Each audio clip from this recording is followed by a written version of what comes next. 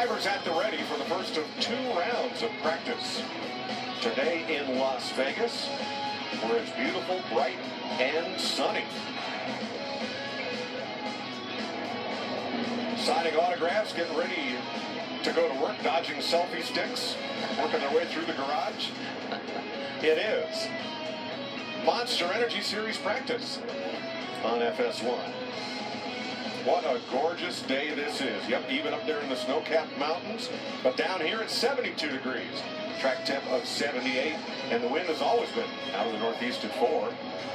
So welcome to breakfast here on the West Coast. Welcome to lunch back east. Mike Joy, Darrell Waltrip, Jeff Gordon with you. And a couple of interesting aspects to this practice. I think the first one is coming out of Atlanta, Jeff. Pit road speeding penalties. The teams were not happy at the amount of penalties on pit road. They went to NASCAR, and NASCAR's responded. Yeah, so something that NASCAR's been doing over the last couple of years, and they've ramped that up this year, is putting more timing lines on pit road. What that's done is that's narrowed up the segments that the drivers have to pass over. That time is then turned into miles per hour for the pit road speed limit. They've been seeing a lot of penalties because those drivers are trying to hold the RPMs. That's all they have to go by, and they've been getting a lot of penalties. So what did NASCAR implement this week? And today we're going to see where they're going to get those times on pit road during practice so they can fine-tune, hopefully, less penalties during the race. I don't know. That might not be the case. Well, we'd all like to see less penalties. Now, Kevin Harvick said, yeah, I thought about last week for about an hour after the race. And then I got over it. Can you, I mean, they gave one away because of a speeding penalty. Can you get over something like that quickly? Well, I'm a big believer in don't beat yourself. When you have a dominant car, you have 292 laps, and you got the car to beat, you're in the #1 pit stall, you just pulled off an 11-something second pit stop, you drive back out on the track, and they say, by the way, to the rear. That your heart sinks. I mean, you know right there you made a mistake. And I understand why. He was having trouble getting out of that first pit box. He's spinning his tires. He couldn't get going, so he thought he'd buy himself a little extra time, but it cost him a win. It cost him a win. He had the car to beat. He would have won that race. Well, he shouldered it well. He said, it's on me. And now they're ready to rebound. Here's Matt Yoakum. Mike, it's a combo platter of agendas here in the garage here this morning, and you touched on the track temperature and just the ambient temperature, how nice and cool it is, so drivers, not a big sense of urgency to get out because these temps are not going to mirror what we're going to see in the race. But a number of agendas. One, learn this new tire. But number two, you touched on it. They've added almost double the timing lines on pit road. You mentioned about NASCAR putting up the computer screen. We'll touch on that later, but I talked to Paul Wolf.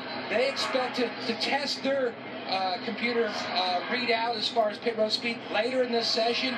Chase Elliott's team, they're looking at maybe the last 15 minutes.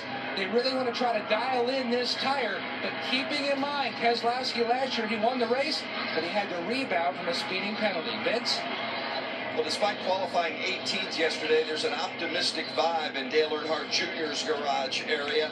This is a good track for Junior. Now, he's never won here, but he's finished his runner-up 3 times, and he's been top 10 the last 6 races here in Vegas. This is a good track for him, and they feel it. Even though, as I said, they qualified 18th yesterday, Junior's car was pretty solid in race trim. He was certainly positive about the direction they were headed when I spoke to him afterwards. And crew chief Greg Ives told me this morning, the emphasis in practice today, get that 88 to get through the bumps in 1 and 2 better than it did yesterday, but get through 1 and 2 without sacrificing the speed that they were fairly satisfied with in their last couple of race trim runs yesterday in practice.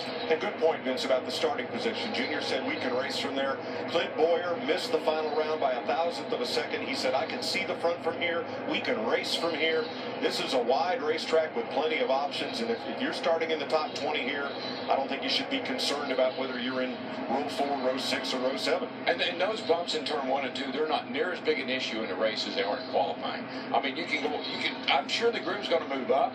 You can go around those bumps once you get into the race, and it's not going to hurt you that much. So you got some options once you get ready to race. Here, you put the race setup in, it's going to ride the bumps better than it did yesterday. And DW, look who's on pit road, testing their pit road speed.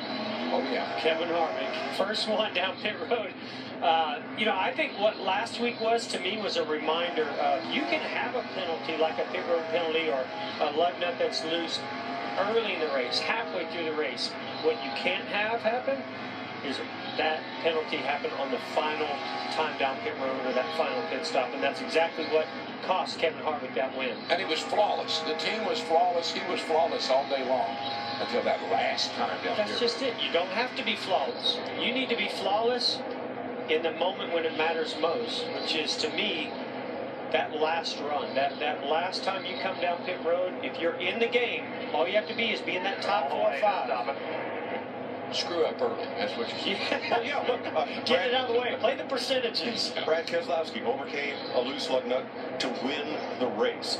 It's, everything gets magnified as you get down toward the end of the race because you lose the time to rebound from a mistake. Yeah, it's like standing in an hourglass. There's a lot of it in there when you start. Right.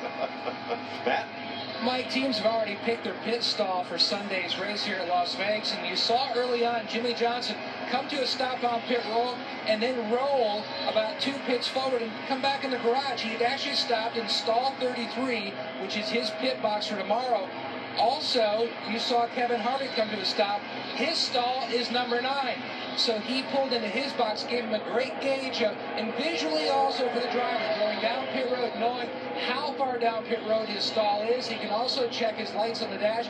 So a lot of different agendas working here in practice. And we'll see a lot of that fine-tuning going on in both practice sessions today. And one thing I wanted to see these cars run together.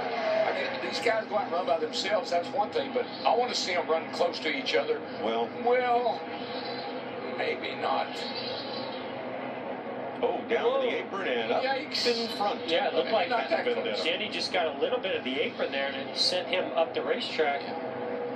But with this aero package, Mike, and listen, we qualified. They're running 191 miles an hour this morning. That's a pretty good wake-up call, if you ask me. We qualified 193, 94 yesterday. This is a fast mile-and-a-half racetrack. I want to get out there and see how my car feels around other cars. 50 minutes to go in this first of 2 Cup practice sessions in Las Vegas today. Chase Elliott, quickest.